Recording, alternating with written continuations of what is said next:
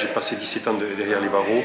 L'image que je garderai à mon esprit jusqu'à mon dernier souffle est une image qui concerne la santé. C'est-à-dire, je ne me rappellerai plus jamais de voir au milieu d'une cellule une grosse plaque de ciment sur laquelle il y avait posé un matelas de cuir avec des sangles. Donc les jambes, les bras et la tête, le cuir était foncé par l'urine qui a été déposée de centaines de milliers d'hommes dessus, la transpiration et les larmes.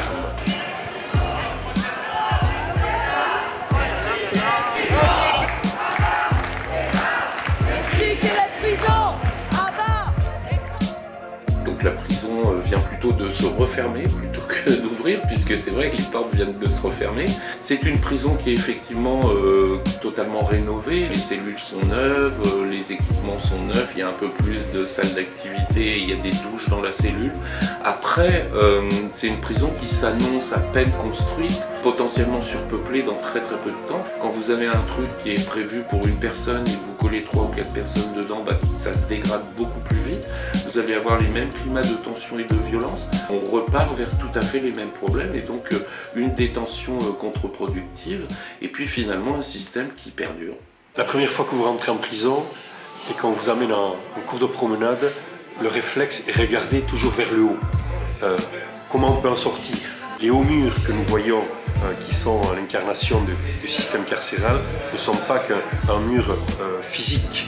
Elles sont aussi l'incarnation d'une coupure physique, psychologique. Un jour, je me suis rendu compte que le champ de mes rêves n'était habité que par la prison. C'est-à-dire qu'à un moment, je ne rêvais plus des montagnes du Pays Basque. Et c'est là que j'ai réagi en disant, là, tu es sur un mauvais chemin, en perdition. Une des premières angoisses qui arrivent, c'est de dire je ne vais jamais ressortir vivant d'ici. Moi j'ai recueilli le témoignage d'un jeune homme à Fleury-Mérogis dont le codétenu est mort dans ses bras pendant la nuit, tout simplement parce que les surveillants ne sont pas venus, ils étaient alertés et puis au final quand quelqu'un est revenu avec le corps médical etc, il était mort dans ses bras, le jeune homme.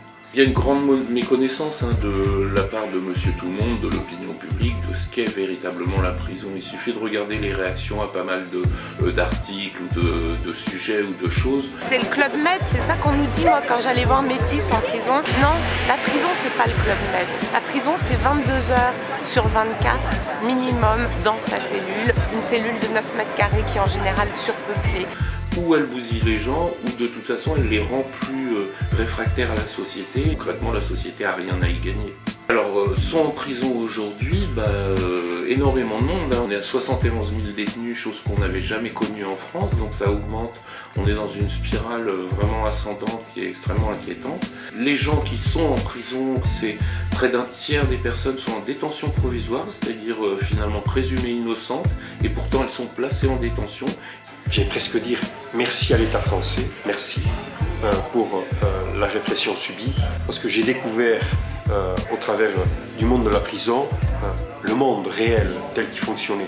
Parce qu'en prison, c'est des gens issus du tiers-monde et du quart-monde que vous rencontrez. C'est pas les fils de bourgeois. Et ça m'a appris à connaître le monde au travers de leur expérience de vie. Et souvent des expériences de vie qui étaient des expériences de vie calamiteuses.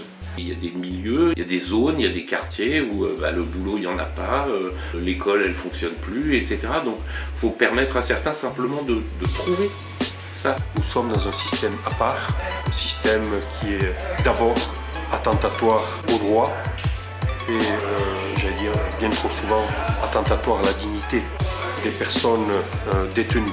Et j'allais presque dire même attentatoire parfois à la dignité des personnes qui y travaillent.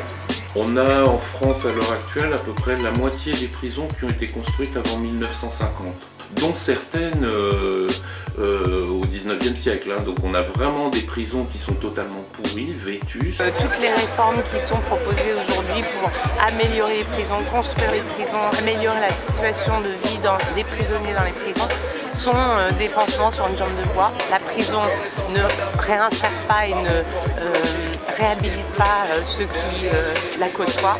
La prison ne répare pas les victimes. et il existe aujourd'hui des solutions de rémédiation pénale et il est urgent qu'on se pose cette question de savoir quelle solution on peut avoir. Ça peut être en placement extérieur, par exemple, avec une formation ou un travail.